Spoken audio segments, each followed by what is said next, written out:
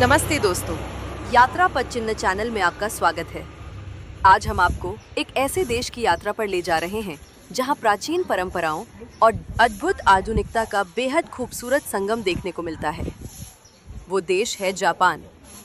इस वीडियो में हम जापान के बारे में कई रोचक, अनसुने और आश्चर्यजनक तथ्य जानेंगे।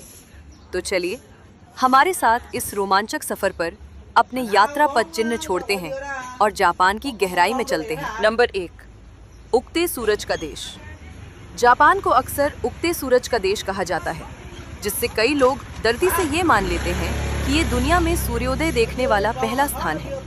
हालांकि अंतर्राष्ट्रीय समय क्षेत्रों के अनुसार ये सम्मान वास्तव में प्रशांत महासागर में किरिबाती राष्ट्र के कई छोटे द्वीपों को जाता है। प्राचीन काल से ही जापानियों ने ये मान लिया था कि उनका देश एशिया के सबसे पूर्वी छोर पर स्थित है, जहां पड़ोसी देशों की तुलना में सूरज पहले दिखाई देता है। इसलिए उन्होंने अपनी मातृभूमि का नाम निहोन या निप्पॉन रखा, जिसका अर्थ है सूर्य की उत्पत्ति। इस नामकरण को 7वीं शताब्दी में आधिकारिक तौर पर अपनाया गया था, जब जापानी सम्राट ने तांग राजवंश के दरबार में एक पत्र भेजा था और धीरे धीरे ये दुनिया भर में जापान के रूप में जाना जाने लगा। एक द्वीप समूह राष्ट्र के रूप में जापान में विभिन्न आकारों के 6,800 से अधिक द्वीप शामिल हैं, जिनका कुल क्षेत्रफल लगभग 3,80,000 वर्ग किलोमीटर है, जो संयुक्त राज्य अमेरिका के कैलिफोर्निया राज्य के आकार के बराबर है। इनमें से 4 सबसे बड़े द्वीप होन्शु, होकाइडो, क्यूशु और शिकोकू देश के कुल भूमि क्षेत्र का 97% हिस्सा बनाते हैं। पैसिफिक रिंग ऑफ फायर पर स्थित होने के कारण जापान दुनिया के किसी भी अन्य देश की तुलना में अधिक प्राकृतिक आपदाओं, विशेष रूप से भूकंपों का सामना करता है। आंकड़े बताते हैं कि जापान हर साल अलग अलग तीव्रता के लगभग 1,500 भूकंपों को सहता है। इनमें से 2011 का तोहोकू भूकंप मानव इतिहास का चौथा सबसे बड़ा भूकंप और जापानी इतिहास की सबसे विनाशकारी प्राकृतिक आपदा माना जाता है। रिक्टर पैमाने पर 9 से अधिक की तीव्रता वाले इस भूकंप ने 40 मीटर तक ऊंची सुनामी ला दी और फुकुशिमा दाइची परमाणु ऊर्जा संयंत्र में एक गंभीर दुर्घटना का कारण बना, जो अंतर्राष्ट्रीय पैमाने पर 7वें स्तर तक पहुंच गई। तटीय गांव और कस्बे पूरी तरह से नष्ट हो गए। 20,000 से अधिक लोगों ने अपनी जान गंवा दी और आर्थिक नुकसान 360 बिलियन अमेरिकी डॉलर तक पहुंच गया, जिससे तोहोकू दर्ज इतिहास की सबसे महंगी प्राकृतिक आपदा बन गया। अपने छोटे भूमि क्षेत्र के बावजूद जापान वर्तमान में लगभग 12.5 करोड़ 125 मिलियन लोगों के साथ दुनिया का 11वां सबसे अधिक आबादी वाला देश है।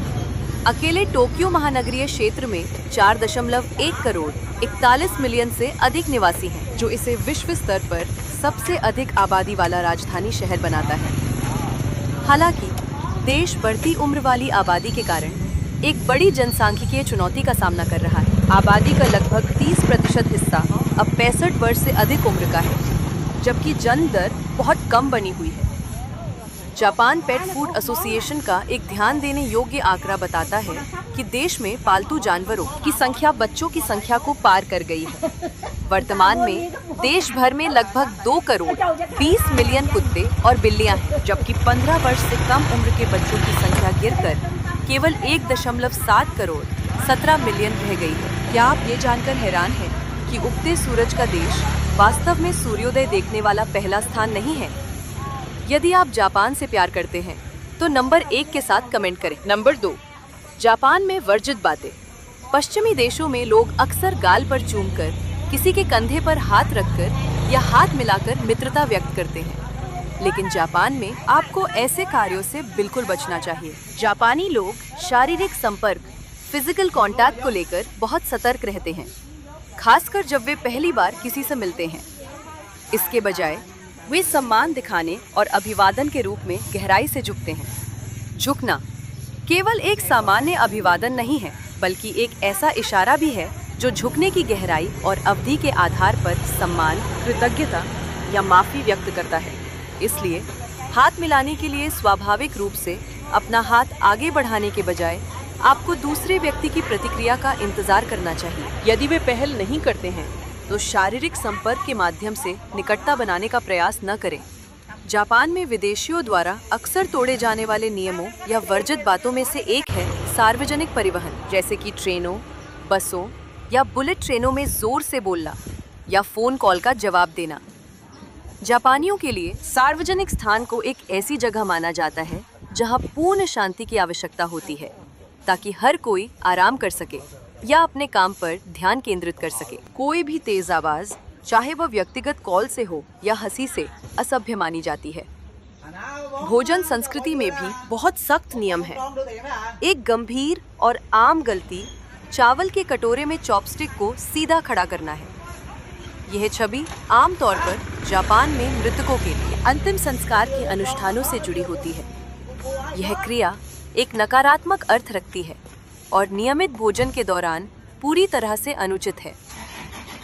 गलतफहमियों या किसी को ठेस पहुंचाने से बचने के लिए उपयोग में न होने पर आपको हमेशा अपनी चॉपस्टिक को चॉपस्टिक रेस्ट पर क्षैतिज रूप से हॉरिजॉन्टल रखना चाहिए या उन्हें कटोरे के बगल में रखना चाहिए। इसके अतिरिक्त जापानी संस्कृति में अपने लिए ड्रिंक डालना खाने की मेज पर खराब सामाजिक संबंध का संकेत माना जाता है। जापानी लोगों की अक्सर यह आदत होती है कि वे पहले अपने सामने वाले व्यक्ति के लिए शराब या पानी डालते हैं और फिर बदले में उन्हें परोसा जाता है। ये न केवल शिष्टाचार का मामला है, बल्कि साझा भोजन में देखभाल और सम्मान दिखाने का एक तरीका भी है। यदि आप जापानी लोगों के साथ बैठते हैं और पहले अपना ड्रिंक खुद डालते हैं, तो उन्हें लग सकता है कि आप सामाजिक संबंधों को खत्म कर रहे हैं। अंत में, जापानी लोग टैटू को लेकर बेहद संवेदनशील हैं।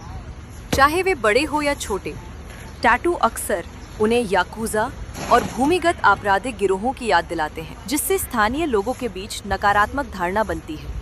ये धारणा इतनी गहराई से जुड़ी हुई है कि जापान में कई प्रतिष्ठान टैटू की अनुमति नहीं वाले बोर्ड भी लगाते हैं, जिसका अर्थ है कि वे टैटू वाले लोगों को सेवा नहीं देते हैं। इसलिए उगते सूरज के देश की यात्रा करते समय अपनी पूरी कोशिश करें कि आपके टैटू दिखाई न दे। नंबर 3, जापानी महिलाएं और उनकी अनूठी सुंदरता।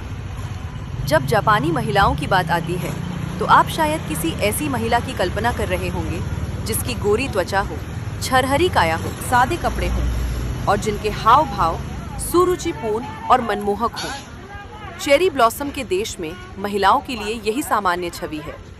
उनका फैशन सेंस बहुत साधारण होता है। वे पारंपरिक कपड़ों को पसंद करती हैं और मेरा मानना है कि आप भी किमोनो पहने जापानी महिलाओं की छवि से मोहित हुए होंगे। हाल ही में सोशल मीडिया प्लेटफॉर्म एक्स, पूर्व में ट्विटर पर, फूले हुए गालों वाली अभिव्यक्ति के साथ ऑफिस के कपड़ों में साओरी अराकी की तस्वीर वायरल हो गई है। ये तस्वीर 25 जुलाई 2026 को पोस्ट की गई थी और केवल एक सप्ताह के भीतर इसने 7.6 करोड़ 76 मिलियन व्यूज आकर्षित किए, जिससे उन्हें इंस्टाग्राम पर 1,21,000 से अधिक नए फॉलोअर्स मिले। ये इस बात का सबसे स्पष्ट प्रमाण है कि जापानी महिलाओं की सुंदरता और क्यूटनेस दुनिया की सबसे आकर्षक या उत्तेजक फैशन शैलियों को भी आसानी से मात दे सकती है। हालांकि अगर हम इतिहास पर नजर डालें, तो जापान में सुंदरता के मानक हमेशा वैसे नहीं थे जैसे वे अब हैं। अतीत में एक समय था जब जापानी महिलाएं इस विश्वास के कारण प्रतिदिन स्नान नहीं करती थी कि बार बार नहाने से त्वचा और बालों की रक्षा करने वाले प्राकृतिक तेल छिन सकते हैं। खासकर सर्दियों के दौरान या शुष्क जलवायु में 1 या 2 दिन तक स्नान न करना पूरी तरह से सामान्य माना जाता था। इसके अलावा जहाँ कई संस्कृतियाँ शरीर के बाल न हटाने, नॉट शेविंग को अस्वच्छ या अनाकर्षक मानती हैं, वहीं जापान में एक ऐसा दौर भी था जब बगल के बालों को एक प्राकृतिक और कामुक विशेषता के रूप में देखा जाता था। ये सुनकर आपको शायद राहत महसूस हो रही होगी कि उन्होंने अब पश्चिमी सौंदर्य मानकों को अपना लिया है। सुंदरता के प्रभाव के अलावा जापान में महिलाएं स्वतंत्रता और देरी से शादी करने की पश्चिमी, विशेष रूप से अमेरिकी संस्कृति से भी प्रभावित हैं। बड़े शहरों में 30 वर्ष से अधिक उम्र की महिलाओं का सिंगल रहना, फुल टाइम काम करना, यात्रा का आनंद लेना, पालतू जानवर रखना और फाइनेंस में निवेश करना आम हो गया है। वे शादी को एक दायित्व के रूप में नहीं, बल्कि एक विकल्प के रूप में देखती हैं और यदि उन्हें किसी को चुनना ही है तो उस व्यक्ति को उनके मानकों पर खरा उतरने के लिए शीर्ष स्तर, टॉप टियर का होना चाहिए। एक उल्लेखनीय प्रवृत्ति यह है कि अधिक से अधिक जापानी महिलाओं को विदेशी पुरुष आकर्षक लगते हैं। इसका कारण ये है कि जापानी महिलाएं रिश्तों में रोमांस को महत्व देती हैं, जो कि जापानी पुरुषों में अक्सर कम होता है।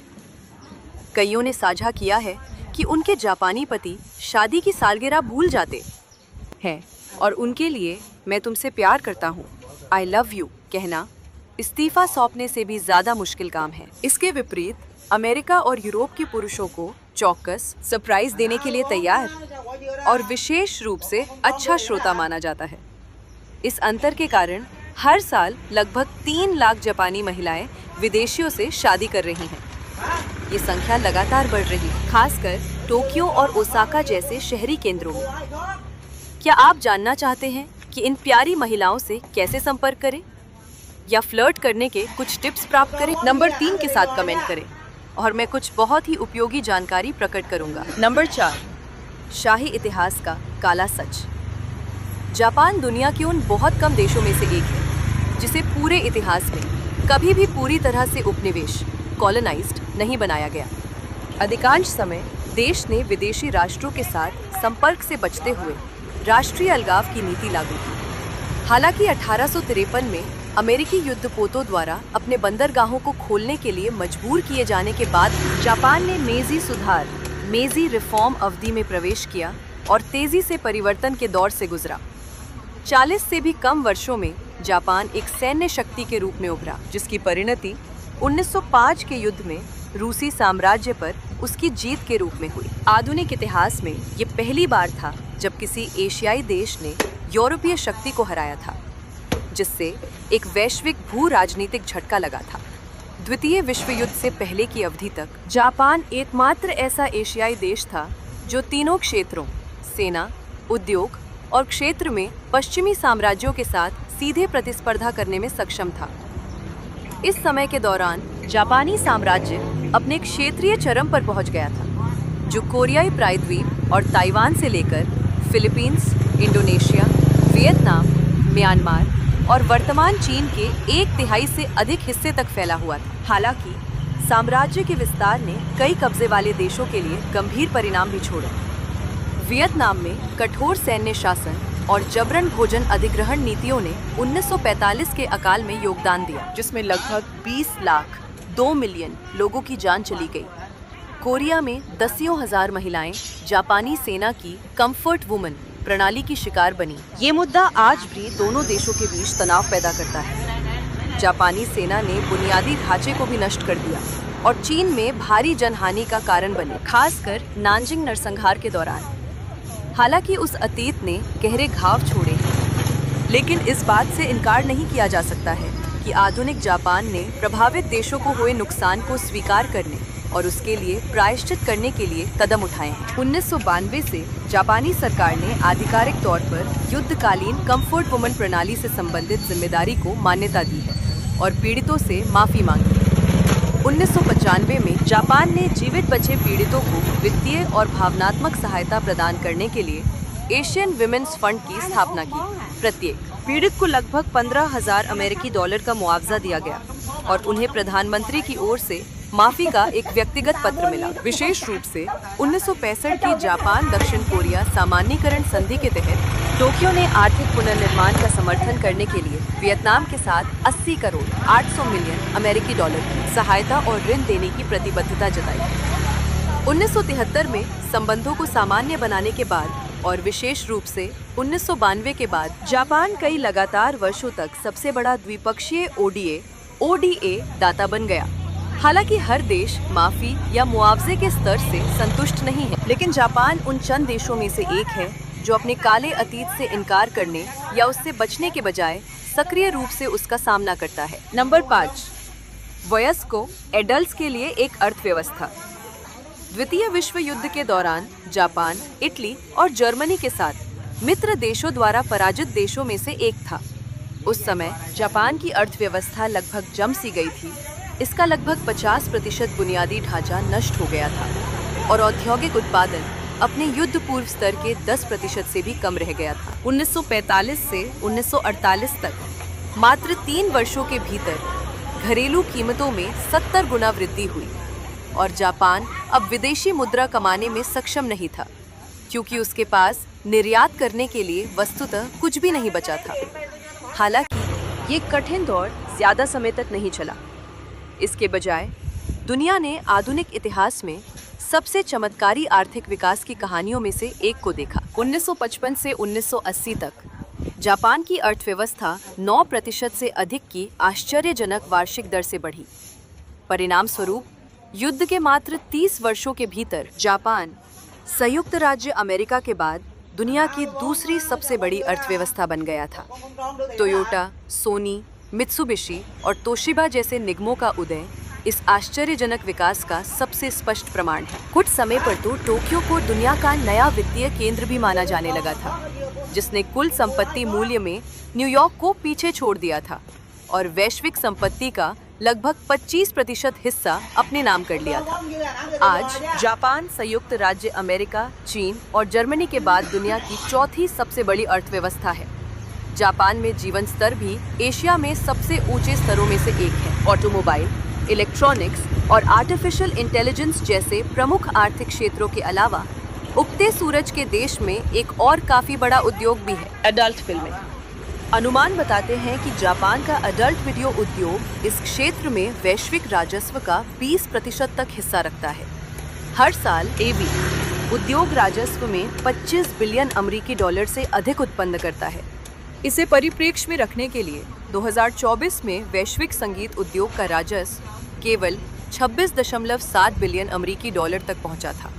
हालांकि एक कम ज्ञात तथ्य ये है कि इस उद्योग के लिए जापानी सरकार का समर्थन पूरी तरह से आर्थिक कारणों से नहीं है, बल्कि इसका उद्देश्य बच्चे के जन्म को प्रोत्साहित करना और जनसंख्या के स्तर को बनाए रखना भी है। फिर भी दशकों के संचालन के बाद भी जापान की जन्म दर में वृद्धि नहीं हुई है, बल्कि लगातार गिरावट आई है। अपनी उन्नत अर्थव्यवस्था के अलावा जापान सॉफ्ट कल्चर का भी एक बेहद सफल निर्यातक है, मुख्य रूप से एनिमे के माध्यम से। विकिपीडिया के अनुसार एनिमे अब दुनिया भर में उत्पादित सभी एनिमेटेड सामग्री का 60% हिस्सा है और दुनिया में सबसे बड़े प्रशंसक समुदाय का दावा करता है, जिसमें 80 करोड़ 800 मिलियन से अधिक लोग शामिल हैं। घरेलू और अंतर्राष्ट्रीय दोनों बाजारों में कुछ सबसे प्रसिद्ध एनिमे श्रृंखलाओं में Naruto, Dragon Ball, One Piece और डीमन स्लेयर शामिल हैं। और यदि आप सड़क पर किसी को अपने ऊपरी शरीर को लगभग 45 डिग्री के कोण पर आगे झुकाए हुए और दोनों बाहों को पीछे की ओर सीधे फैलाए हुए दौड़ते हुए देखते हैं, तो ये जापानी संस्कृति से प्रभावित किसी व्यक्ति का पक्का संकेत है। नंबर 6, जापान में व्यक्तित्व, इंडिविजुअलिटी की संस्कृति। जापानी लोग विनम्र, मिलनसार और सौम्य होने के लिए जाने जाते हैं। हालांकि यह मित्रता अक्सर केवल विशिष्ट स्थितियों में प्रदर्शित की जाती है, मुख्य रूप से सार्वजनिक स्थानों पर मेहमानों या विदेशियों के साथ बातचीत के दौरान। रोजमर्रा की जिंदगी में जापानी लोग बिल्कुल अलग रवैया दिखाने की प्रवृत्ति रखते हैं। जापानी समाज में ताते नामक एक अवधारणा है जो औपचारिक व्यवहार और अभिव्यक्तियों जैसे विनम्र मुस्कान या झुकने को संदर्भित करती है, जिसे पर्यटक अक्सर वास्तविक मित्रता समझ लेते हैं। यदि आप जापान में लंबे समय तक नहीं रहे हैं तो इन बारीकियों को पहचानना बहुत मुश्किल है। जापानी लोग चुपचाप आने जाने की प्रवृत्ति रखते हैं, शायद ही कभी पड़ोसियों या यहाँ तक कि परिवार के करीबी सदस्यों के साथ बातचीत में शामिल होते हैं। वे आरक्षित, रिजर्व तरीके से भावनाओं को व्यक्त करने के आदी हैं और शायद ही कभी स्नेह के शब्द कहते हैं। बच्चों को जापान में कम उम्र से ही स्वतंत्र होना सिखाया जाता है। जैसे जैसे वे बड़े होते हैं, वे अक्सर अध्ययन या काम करने के लिए घर छोड़ देते हैं, फिर शादी कर लेते हैं और आमतौर पर अब अपने माता पिता के साथ नहीं रहते हैं। ऐसे भी मामले सामने आए हैं जहां बुजुर्ग लोग बंद घरों में अकेले रहते हैं। पड़ोसियों को भी उन पर ध्यान नहीं जाता। जब तक कि कोई अजीब गंध ना आए और पुलिस को बुलाया जाए, तभी पता चलता है कि बहुत देर हो चुकी है। जापान में व्यक्तिगत स्थान, पर्सनल स्पेस और गोपनीयता को पूर्ण स्तर तक महत्व दिया जाता है। लोग तब सहज महसूस करते हैं जब उन्हें परेशान न किया जाए, और यहाँ तक कि परिवार के सदस्यों के बीच भी व्यक्तिगत स्थान के संबंध में स्पष्ट सीमाएं होती हैं। इसके अपने सकारात्मक पहलू हैं। लेकिन इससे आधुनिक जीवन में अकेलेपन और अलगाव की भावना भी पैदा होती है। सप्ताहांत में समुद्र तटीय पार्कों या सार्वजनिक स्थानों पर कई परिवार और दोस्त अभी भी पिकनिक, बारबेक्यू या आउटिंग के लिए इकट्ठा होते हैं, लेकिन सब कुछ व्यवस्थित और कुछ हद तक आरक्षित रहता है। जापानी अक्सर व्यक्तिगत भावना या स्नेह के बजाय अपने नागरिक कर्तव्य के हिस्से के रूप में अच्छे काम करते हैं। परिणाम स्वरूप मदद या शिष्टाचार के उनके हाव भाव कभी कभी बाहरी लोगों को दिखावटी लग सकते हैं, लेकिन वास्तव में ये केवल उनके जीवन जीने का तरीका है, जो अच्छे कामों को एक ऐसी चीज मानते हैं जिसे किया जाना चाहिए, न कि कोई असाधारण बात। नंबर 7, संवेदनशील वेंडिंग मशीनें। जापान न केवल उत्कृष्ट आर्थिक और तकनीकी विकास वाले देश के रूप में जाना जाता है, बल्कि दुनिया की अग्रणी शिक्षा प्रणालियों में से एक होने के लिए भी जाना जाता है। 2023 की पीसा रैंकिंग के अनुसार जापानी छात्र तीनों श्रेणियों गणित, विज्ञान और पढ़ने की समझ में विश्व स्तर पर तीसरे स्थान पर रहे। उसी वर्ष विश्व की शीर्ष 20 रैंकिंग ने जापान को दुनिया भर में शीर्ष 3 शैक्षिक प्रणालियों में रखा और विकसित देशों के बीच जापानी छात्रों को उच्चतम शैक्षणिक प्रदर्शन करने वाले के रूप में मान्यता दी। जो चीज जापान की शिक्षा प्रणाली को प्रशंसनीय बनाती है, वो केवल इसकी शैक्षणिक उपलब्धियां नहीं है, बल्कि इसका गहरा मानवीय शैक्षिक दर्शन भी है। जापान में 6 से 10 वर्ष की आयु के बच्चों पर परीक्षा या ग्रेड का दबाव नहीं डाला जाता है। इसके बजाय उन्हें विनम्रता से व्यवहार करना, दूसरों के साथ सामंजस्य बिठाना और आपसी सम्मान दिखाना सिखाया जाता है। नैतिक शिक्षा के 4 वर्ष बच्चों के चरित्र के विकास के लिए एक महत्वपूर्ण नींव के रूप में काम करते हैं। यही एक कारण है कि कई अंतर्राष्ट्रीय विशेषज्ञ जापान को आज दुनिया के सबसे समग्र शिक्षा मॉडलों में से एक मानते हैं। हालांकि अपनी प्रशंसनीय खूबियों के साथ साथ जापान विवादास्पद पहलुओं का भी सामना करता है, विशेष रूप से अपनी स्वचालित उपभोक्ता संस्कृति में। देश में वर्तमान में 40 लाख 4 मिलियन से अधिक वेंडिंग मशीनें हैं, जो प्रत्येक 30 लोगों के लिए एक मशीन के बराबर है। ये मशीनें पेय और भोजन से लेकर सौंदर्य प्रसाधन और अन्य सुविधाजनक उत्पादों तक कई तरह की ज़रूरतों को पूरा करती हैं। फिर भी कुछ कम आबादी वाले क्षेत्रों में पर्यटकों को संवेदनशील सामान, सेंसिटिव आइटम्स बेचने वाली मशीनें मिल सकती हैं, जिन्हें बिना उम्र के सत्यापन के पूरी तरह से स्वचालित रूप से बेचा और गुप्त रूप से पैक किया जाता है। कुछ मशीनें फोटो बुक, महिलाओं की अंडरवेयर या अन्य विवादास्पद आइटम भी पेश करती हैं, और सार्वजनिक स्थानों पर ऐसे उत्पादों की उपस्थिति ने सांस्कृतिक मतभेदों के कारण कई पश्चिमी पर्यटकों को चौंका दिया है।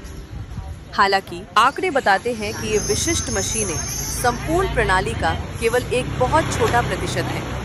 विशाल बहुमत अभी भी सामान्य व्यवहारिक उत्पाद परोसता है, जो लाखों लोगों की दैनिक जरूरतों को पूरा करते हैं। हाल के वर्षों में जापानी सरकार ने सार्वजनिक क्षेत्रों, विशेष रूप से स्कूलों और पर्यटन स्थलों के पास वेंडिंग मशीनों के लाइसेंसिंग नियमों को कड़ा कर दिया है। यह एक सभ्य छवि को बनाए रखने और सुविधा व सांस्कृतिक मूल्यों के बीच संतुलन बनाए रखने के सरकार के प्रयासों को दर्शाता है। इसलिए यदि आपने जापान में वेंडिंग मशीनों के बारे में विवादास्पद कहानियां सुनी हैं, तो ये समझना महत्वपूर्ण है कि वे एक अत्यधिक संगठित और व्यापक रूप से विश्वसनीय प्रणाली में केवल अपवाद हैं। नंबर 8, दुनिया की सबसे अजीबोगरीब सेवाएं। जापान में ऐसी सेवाएं हैं जो विज्ञान कथा फिल्म जैसी लग सकती हैं, लेकिन वास्तव में वास्तविक जीवन में बहुत गंभीरता से मौजूद हैं। उनमें से एक है परिवार के सदस्य को किराए पर लेने की सेवा। टोक्यो और ओसाका जैसे प्रमुख शहरों में ऐसी कंपनियां हैं जो शादियों या अभिभावक शिक्षक बैठकों, पेरेंट टीचर मीटिंग्स जैसे विशेष अवसरों के लिए प्रेमी, पति/पत्नी, माता पिता या यहाँ तक कि परिवार के किसी सदस्य की भूमिका निभाने के लिए अभिनेताओं को प्रदान करने में माहिर है। ग्राहक एक प्रोफाइल सूची में से चुन सकते हैं, जिसमें उम्र, रूप रंग, व्यवहार और व्यक्तित्व के बारे में विस्तृत जानकारी होती है। एक साधारण मुलाकात का शुल्क केवल कुछ $100 हो सकता है, लेकिन अगर ये एक नकली शादी जैसे बड़े पैमाने के कार्यक्रम के लिए है, तो लागत हजारों $1 तक पहुंच सकती है। ये पहली बार में अजीब लग सकता है, लेकिन वास्तव में ये अनुबंधों और एक स्थिर ग्राहक आधार वाला एक सुव्यवस्थित उद्योग है। इसके अलावा जापान में ऐसी जगहें हैं जहां आप चीजों को तोड़ने के लिए पैसे दे सकते हैं। ये स्ट्रेस रिलीफ रूम की अवधारणा है, जहां ग्राहकों को टीवी, प्रिंटर या घरेलू उपकरणों जैसे सामानों को तोड़ने के लिए हथौड़े, बेसबॉल बैट या नकली तलवारें प्रदान की जाती हैं। इस जगह को पूर्ण सुरक्षात्मक उपकरणों के साथ निजी, प्राइवेट बनाया गया है और ग्राहकों को स्मृति चिन्ह के रूप में रखने के लिए पूरी प्रक्रिया को रिकॉर्ड भी किया जा सकता है। कुछ दर्जन से लेकर $100 से अधिक तक की राशि में आप कानूनी और सुरक्षित तरीके से अपना सारा तनाव, स्ट्रेस दूर कर सकते हैं। ध्यान देने योग्य बात यह है कि ये सेवा न केवल युवाओं के बीच लोकप्रिय है, बल्कि कार्यालय कर्मचारियों, गृहिणियों और यहाँ तक कि बुजुर्गों के बीच भी भावनात्मक तनाव को दूर करने के एक स्वस्थ तरीके के रूप में लोकप्रिय है। जो लोग कुछ कोमल चीज की तलाश में हैं, उनके लिए जापान कडल कैफे नामक एक अनूठी विश्राम सेवा भी प्रदान करता है।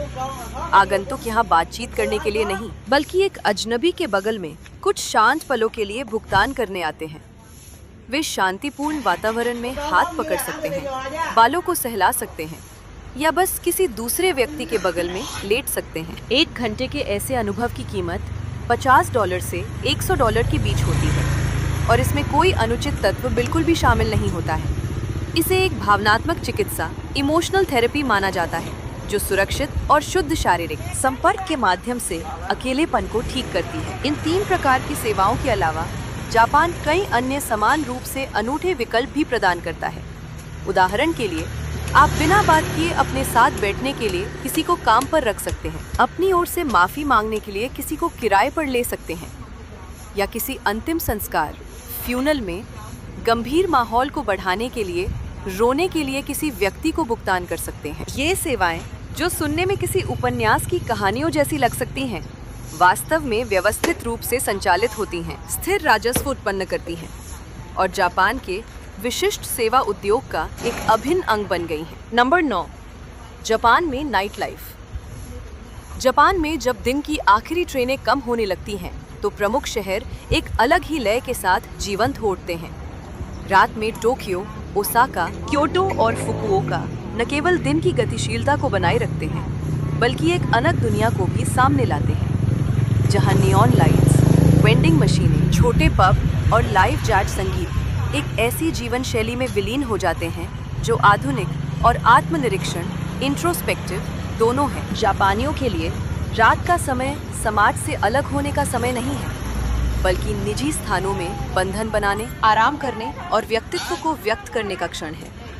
चाहे वह ट्रेन स्टेशन के नीचे एक इज़ाकाया हो या शहर के बीचों बीच एक शांत गली। मनोरंजन के मामले में जापान एक बहुस्तरीय, मल्टी लेयर्ड नाइट लाइफ पारिस्थितिकी तंत्र प्रदान करता है, जिसमें मुख्य धारा, मेन स्ट्रीम से लेकर विशिष्ट नीश विकल्प शामिल है।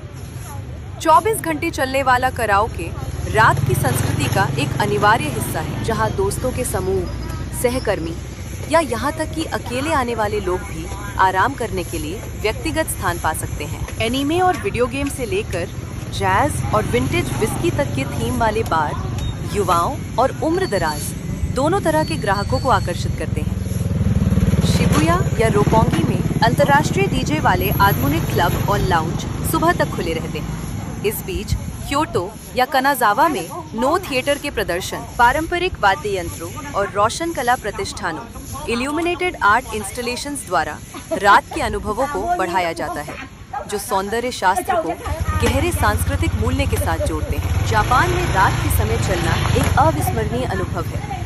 अनगिनत साइनेज की चमक, संकरी पत्थर की पक्की गलियां, इलेक्ट्रिक स्ट्रीट कारों की झनकार और छायादार पेड़ों की कतारें एक अनोखा वायुमंडलीय दृश्य बनाती हैं।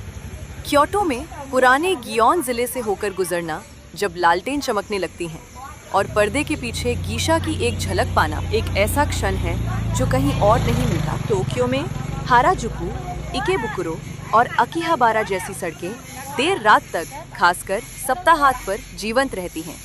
व्यवस्था, प्रकाश व्यवस्था और विशिष्ट वास्तुकला के सामंजस्य के साथ जापान में रात की सैर न केवल सुरक्षित है, बल्कि अपने शहरों की आत्मा को आत्मसात करने का सबसे प्रभावी तरीका भी है। जापान में रात के समय तस्वीरें लेना और चेक इन करना एक ऐसी चीज है जिसे किसी भी आगंतुक को मिस नहीं करना चाहिए।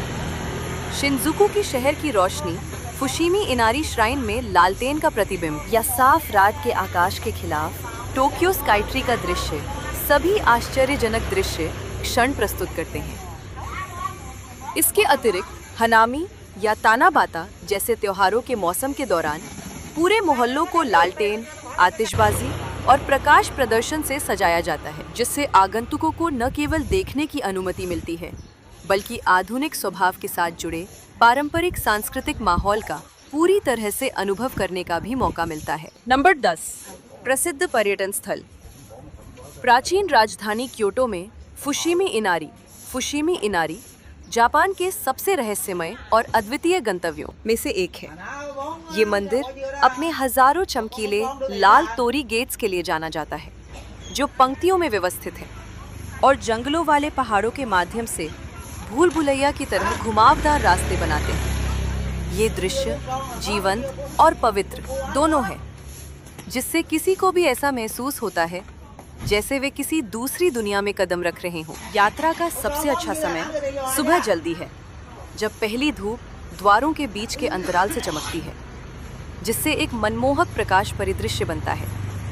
आगंतुक अक्सर माउंट इनारी की चोटी तक ट्रेकिंग करना चुनते हैं, जो लगभग 2 घंटे की यात्रा है, ताकि विजय की भावना का आनंद लिया जा सके और पवित्र जंगल व पहाड़ की हवा की शांत सुंदरता में डूबा जा सके। क्योटो से बहुत दूर नहीं, झील कावागुची और माउंट फूजी एक ऐसा दृश्य बनाते हैं जो बस मंत्रमुग्ध कर देने वाला है।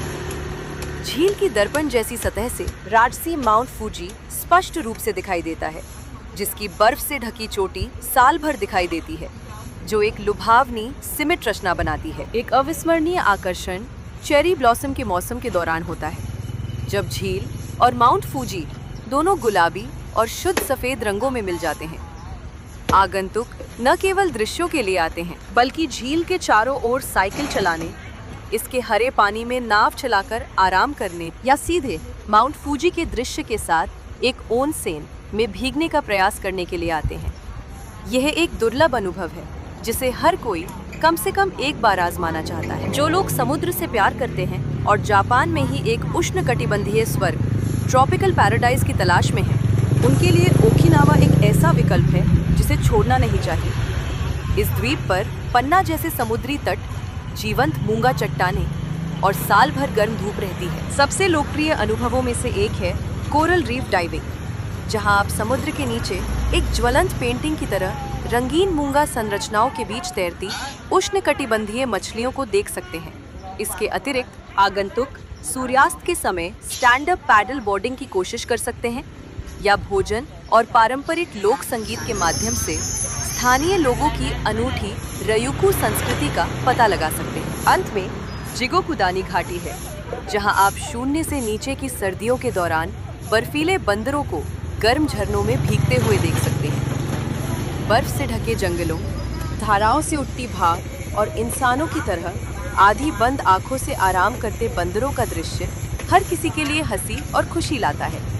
ये जापान के सबसे अजीब और मनोरम स्थलों में से एक है, विशेष रूप से जनवरी से मार्च तक लोकप्रिय, जब बर्फबारी घनी होती है और दृश्य एक जीवंत एनिमेटेड फिल्म के जैसा दिखता है। बंदरों को देखने के अलावा आगंतुक बर्फीले जंगल में चल सकते हैं, गिरती बर्फ की आवाज सुन सकते हैं और एक प्राचीन व आकर्षक परिदृश्य की ताज़ी हवा में सांस ले सकते हैं। नंबर 11, रहस्यमयी जगहें जो अनसुलझी हैं।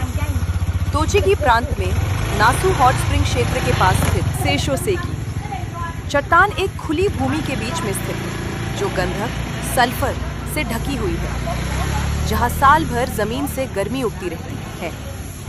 आगंतुक अक्सर एक पहाड़ी पर जाने वाले पत्थर के पक्के रास्ते पर चलते हैं, जहां एक बोर्ड लोगों को चट्टान को न छूने की चेतावनी देता है। ये किसी अंधविश्वास के कारण नहीं है, बल्कि इसलिए है क्योंकि ये हल्के जहरीले गैसों वाले क्षेत्र में स्थित है। जैसे जैसे आप करीब आते हैं, आप भूरे सफेद जमीन पर अकेले रखे एक बड़े गहरे रंग के पत्थर को देखेंगे, जो समय में जमी हुई एक निशानी की तरह दिखाई देता है।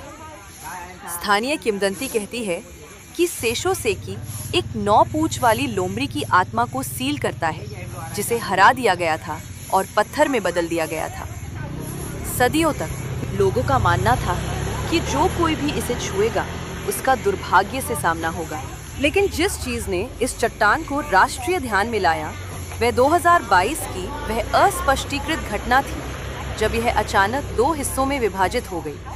कोई भूकंप दर्ज नहीं किया गया था, किसी बड़े प्रभाव की सूचना नहीं दी गई थी और बहुत कठोर सामग्री से बने इस पत्थर ने सैकड़ों वर्षों तक अपना आकार बनाए रखा था। विशेषज्ञों ने बाद में सुझाव दिया कि वर्षा जल और थर्मल विस्तार के कारण यह दरार हो सकती है, लेकिन इसके टूटने के समय और समरूपता ने कई लोगों को आश्चर्यचकित कर दिया। दोनों हिस्से बिना मलबा बिखेरे साफ और समान रूप से अलग हो गए। स्थानीय लोगों ने यह भी देखा कि घटना से कुछ दिन पहले मौसम में कोई बदलाव न होने के बावजूद इलाके में पक्षी और जानवर अचानक गायब हो गए थे। आज तक कोई भी वास्तव में ये नहीं समझ पाया है कि ये क्यों टूट गया, लेकिन कई जापानियों का मानना है कि ये देश के लिए एक बुरा शगुन था। ज़ुइहो इन क्योटो में डाइटोकु-जी परिसर के भीतर एक प्राचीन मंदिर है जो अपने ज़ेन रॉक गार्डन के लिए प्रसिद्ध है, जिसे अत्यंत न्यूनतम शैली में डिजाइन किया गया है। पहुंचने पर आगंतुक एक पुराने लकड़ी के गेट से गुजरते हैं और सफेद रेत से ढके एक शांत स्थान में प्रवेश करते हैं, जहां कुछ सावधानी से रखे गए पत्थर एक परिष्कृत रचना बनाते हैं। कई अन्य जापानी उद्यानों के विपरीत ये बहुत कॉम्पैक्ट है और इसमें चट्टानों और रेत के अलावा किसी अन्य सजावटी तत्व का उपयोग नहीं किया जाता है। जो बात जिज्ञासा पैदा करती है वो ये है कि जब दिन के अलग अलग समय पर बगीचे की तस्वीर ली जाती है तो पत्थरों में से एक की छाया कभी कभी उस दिशा में झुक जाती है जो सूरज की वास्तविक स्थिति से मेल नहीं खाती। कुछ फोटोग्राफरों ने दोपहर के समय तस्वीरें लेने की कोशिश की है, जब सूरज की रोशनी सीधे ऊपर से आती है, फिर भी चट्टान की छाया एक कोण पर पड़ती है, जैसे कि सूरज किसी दूसरी स्थिति में हो। हालांकि साधारण फोन कैमरे इसे स्पष्ट रूप से कैप्चर नहीं कर सकते हैं, लेकिन लंबे एक्सपोजर सेटिंग्स वाले कैमरे प्रभाव को अधिक स्पष्ट रूप से प्रकट करते हैं। कुछ परिदृश्य डिजाइनरों, लैंडस्केप डिजाइनर्स का मानना है कि आसपास की दीवारें प्रकाश को वापस प्रतिबिंबित कर सकती हैं, जिससे द्वितीयक छाया बन सकती हैं, जो धारणा को भ्रमित करती हैं। हालांकि अजीब बात यह है कि एक ही समय पर एक ही स्थान से और यहाँ तक कि एक ही उपकरण के साथ ली गई तस्वीरें भी दिन के आधार पर अलग अलग कोनों पर छाया दिखा सकती हैं। उद्यान प्रतिदिन खुला रहता है और कोई भी इसके रहस्य के लिए एक निश्चित स्पष्टीकरण नहीं दे पाया है। नंबर 12, जापान के प्रसिद्ध व्यंजन। शुरुआत करते हैं सुशी से, जो जापान के सबसे बड़े गर्व के स्रोतों में से एक है। सिरके वाले चावल की ताज़ा सुगंध जब कच्ची मछली की मीठी ताजगी के साथ मिलती है तो ये व्यंजन न केवल स्वादिष्ट बनता है बल्कि पाक कला, कुकनरी आर्ट का एक रूप बन जाता है। सुशी चिपचिपे सफेद चावल को चावल के सिरके, चीनी और नमक के साथ मिलाकर बनाई जाती है। फिर इसे ताज़े समुद्री भोजन जैसे सामन, टूना, झींगा या ऑक्टोपस के साथ जोड़ा जाता है, खासकर जब इसे मसालेदार वसाबी के थोड़े से स्पर्श के साथ खाया जाता है और अमीर सोया सॉस में डुबोया जाता है तो स्वाद शोधन और सामंजस्य के एक नए स्तर तक बढ़ जाता है। इसके बिल्कुल विपरीत शिराको है, एक ऐसा व्यंजन जो कई पश्चिमी भोजन करने वालों को डरा सकता है। जापानी भाषा में शिराको, जिसका अर्थ है सफेद बच्चा, वास्तव में नर मछली, विशेष रूप से कॉड की स्पर्म सैक है। जो बात इसे बेचैन करने वाली बनाती है वो न केवल सामग्री है बल्कि इसका नरम, दूधिया सफेद रूप और पिघलने वाली बनावट है, जो अक्सर लोगों को जानवरों के दिमाग की याद दिलाती है। इसके मलाईदार स्वाद और पौष्टिक होने की प्रतिष्ठा के बावजूद शिराको पहली बार खाने वालों के लिए एक बड़ी चुनौती बना हुआ है। जापानी व्यंजनों का एक और प्रतीक रामेन है, जो स्ट्रीट स्टॉल से लेकर महंगे रेस्तरां तक पसंद किया जाने वाला एक नूडल डिश है।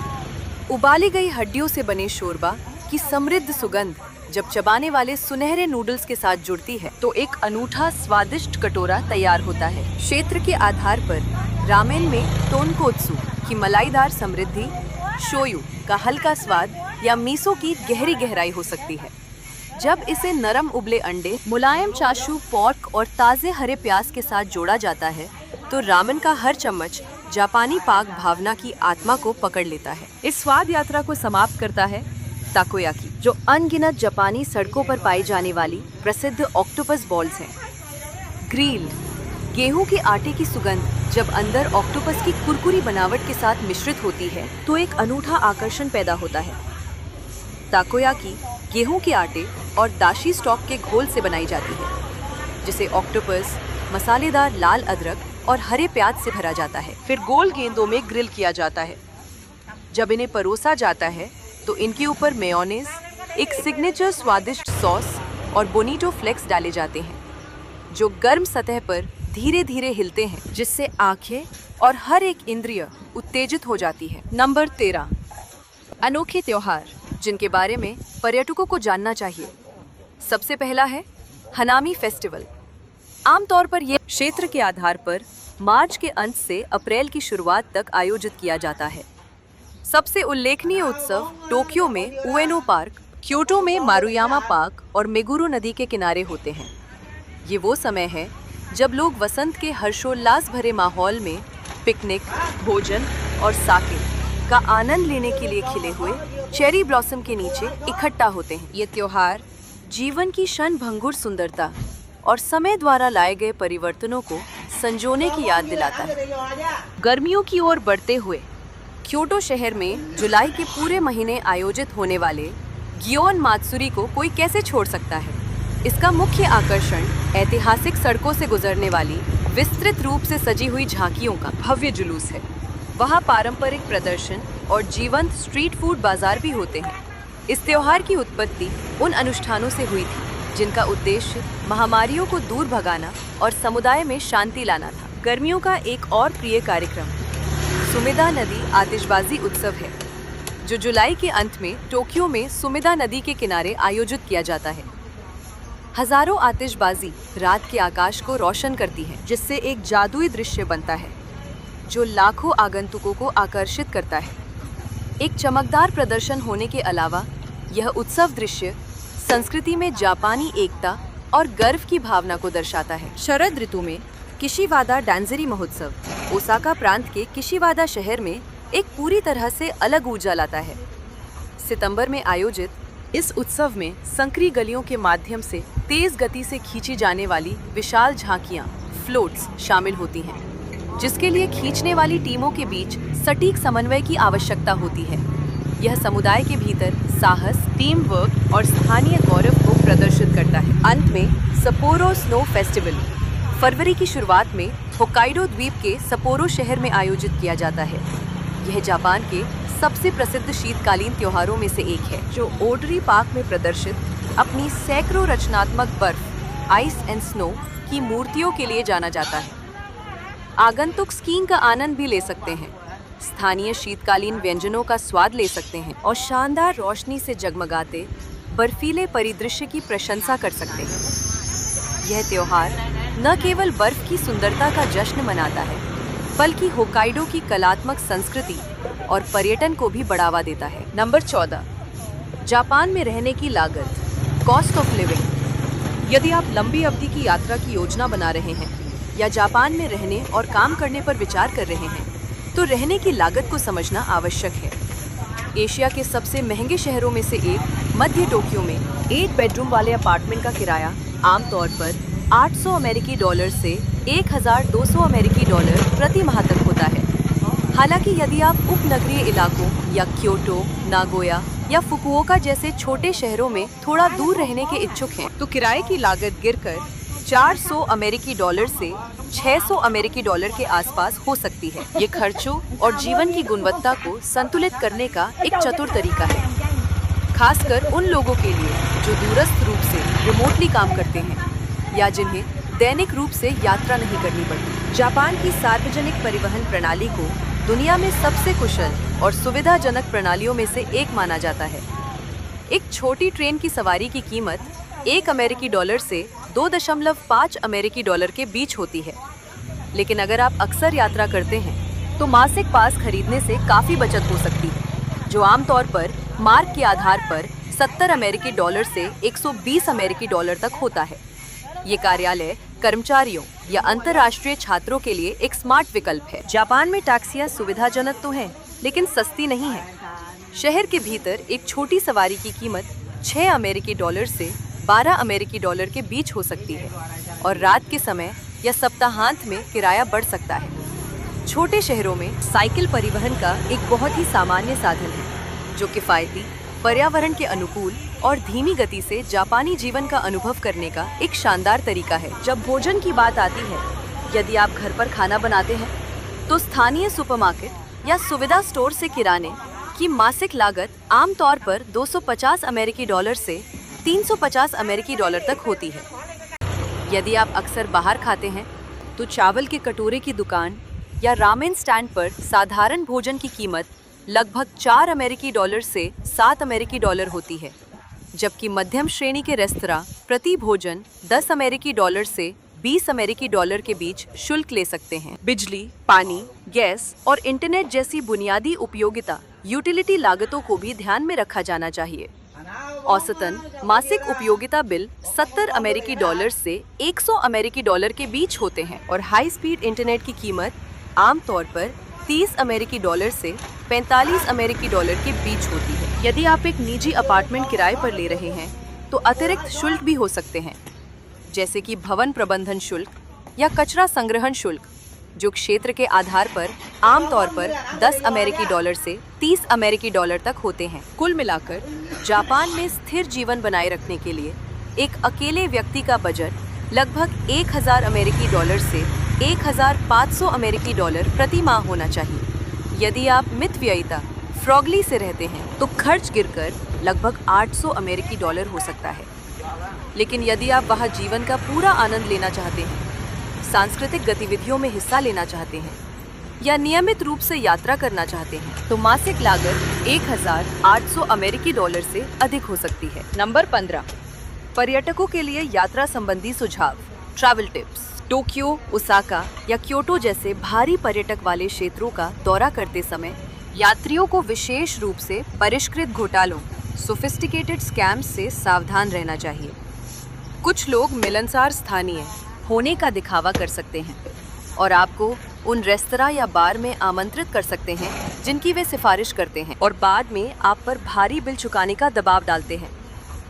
हमेशा पहले से स्थान की जानकारी जांचें और अस्पष्ट प्रस्तावों के साथ अजनबियों द्वारा संपर्क किए जाने पर विनम्रता पूर्वक मना कर दें। व्यक्तिगत सुरक्षा एक ऐसी चीज है जिसे कभी नजरअंदाज नहीं किया जाना चाहिए, खासकर रात में अकेले यात्रा करते समय। यद्यपि जापान एक सुरक्षित देश होने के लिए जाना जाता है, इसका मतलब ये नहीं है कि ये पूरी तरह से जोखिम मुक्त है। सुनसान गलियों से बचें, चलते समय फोन के उपयोग को सीमित करें और अपने आसपास के प्रति जागरूक रहें, खासकर जब आप नाइट लाइफ जिलों या कम लोगों वाले क्षेत्रों में हो। ध्यान देने योग्य एक और मुद्दा, छोटे स्वतंत्र प्रतिष्ठानों में क्रेडिट कार्ड का उपयोग है। कुछ स्थानों पर अभी भी नकद भुगतान की आवश्यकता होती है और दुर्लभ मामलों में आपकी व्यक्तिगत जानकारी चुराने के लिए डिजाइन किए गए नकली कार्ड रीडर हो सकते हैं। 7-Eleven या फैमिली मार्ट जैसे विश्वसनीय सुविधा स्टोर के अंदर ATM से नकदी निकालना और जब भी संभव हो संपर्क रहित कॉन्टैक्टलेस भुगतान विधियों का उपयोग करना सबसे अच्छा है। स्वास्थ्य के संबंध में आगंतुकों को जापान में अचानक मौसम में होने वाले बदलावों के प्रति सचेत रहना चाहिए, खासकर वसंत और शरद ऋतु के दौरान। दिन और रात के तापमान में अंतर आसानी से सर्दी का कारण बन सकता है यदि आपने उचित कपड़े नहीं पहने हैं। हमेशा एक हल्की जैकेट साथ रखें और शाम को गर्म रखें, भले ही दिन के समय मौसम धूप वाला और सुहावना हो। अंत में किसी चिकित्सीय आपात स्थिति के मामले में इस बात का ध्यान रखें कि जापान के सभी अस्पतालों में अंग्रेजी बोलने वाले डॉक्टर नहीं होते हैं। अपने आवास के पास अंतर्राष्ट्रीय चिकित्सा सुविधाओं की संपर्क जानकारी सेव करें और यदि आवश्यक हो तो संचार में मदद के लिए पहले से ही अनुवाद ऐप डाउनलोड करें। पहले से तैयार रहने से आपको अप्रत्याशित स्थितियों से शांति और कुशलता से निपटने में मदद मिल सकती है। और ये थे जापान के बारे में 15 आकर्षक तथ्य। हमें उम्मीद है कि इन जानकारियों ने आपको इस अविश्वसनीय देश के प्रति एक नया नजरिया दिया होगा। यदि आपको ये वीडियो मददगार लगा हो तो लाइक करना, सब्सक्राइब करना और नोटिफिकेशन बेल दबाना ना भूलें। ताकि आप हमारी आने वाली यात्राओं को मिस ना करें। आपको कौन सा तथ्य सबसे ज्यादा पसंद आया, नीचे कमेंट करके बताएं। हमें आपके विचार जानकर खुशी होगी। दी गई जानकारी केवल संदर्भ के लिए है, इसलिए कृपया कोई भी निर्णय लेने से पहले अपना स्वयं का शोध अवश्य करें। यात्रा पथ चिन्ह के साथ जुड़े रहने के लिए आपका बहुत बहुत धन्यवाद। मिलते हैं अगले रोमांचक सफर में।